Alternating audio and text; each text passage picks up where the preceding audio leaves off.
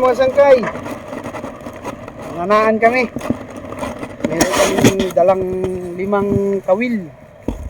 Kasama ko si Algic. Wala si Tabachoy. Tinakot namin. Oo, malaki yung tubig. Baka daw siya maanod. Hindi na sumama. Natakot ang buwang. Sige, hindi na siguro namin papakita lahat nung lalagay namin para hindi matagal yung video. Marami pati aswang naliligo. Mga andun, no? Huy! Albel! Ito yung pain namin ng bituka. Nilagay ko na sa pamingwit para mabilis. Kasi may mga naliligo na yung mga aswang. Oh. May malilikot yung kamay ng mga ganyang edad. Eh. Yung mga kakulitan ng arnong ano yan eh. Edad eh. Ito. Yan na. Lalagay na niya yung taan namin. Malaki ang palagay namin na maraming malalaking isda dito. Ito may kasili dyan. Dyan. Doon sa unahan. Dyan. Malaking kutubo dyan. Siya sa lalagyan niya. Maputik. Kaya wag dyan maputik. Maghanap ng ibang lalagyan. Sa unahan. Doon sa may unahan. Basta sa may unahan, hanapin nyo lang kung gusto nyo makita sa unahan. Lagay na ni Kuya yung bitag sa isda. Hindi tayo masyadong maingay kasi maraming aswang dito.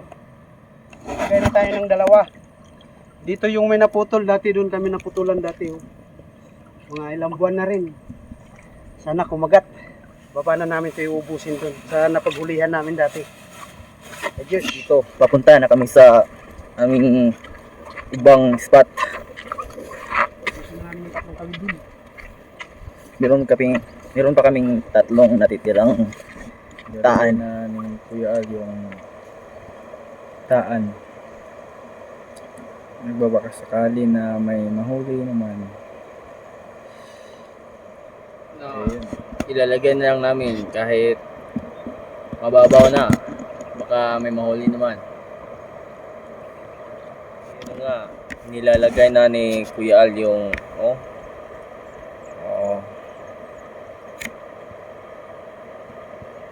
ilalagay na niya.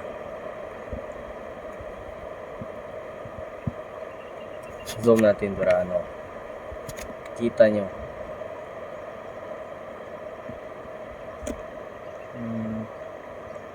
Diyan. Tapos nang nalagay yung isa at meron pa kaming panghuli na taan. Diyan. Tinatanggal na yung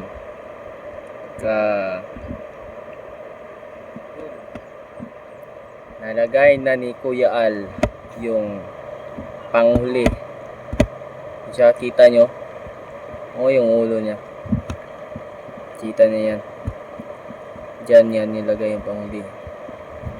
Diyan nga yung malakas kasi yung baha na dumaan dito.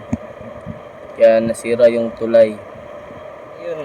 Lalapitan natin si Kuya Al para meron siyang sabi sa atin. Let's go. Dalong mo ba? Tira.